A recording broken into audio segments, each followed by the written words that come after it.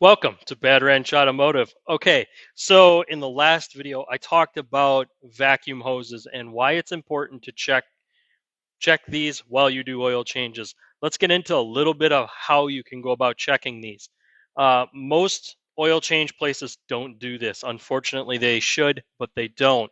What you need to do is listen for an audible hiss. When you hear that hiss, what it means is that vacuum is being pulled into the engine and it's getting through in places that it shouldn't, such as a rubber hose that's torn or plastic line that's cracked. You can also check with carb cleaner. It'll cause the engine to idle down. Just a couple of ways to help you out. I'd like to say thank you guys for all the support. Hit the like, follow, and subscribe buttons, and I'll see you guys on the next one.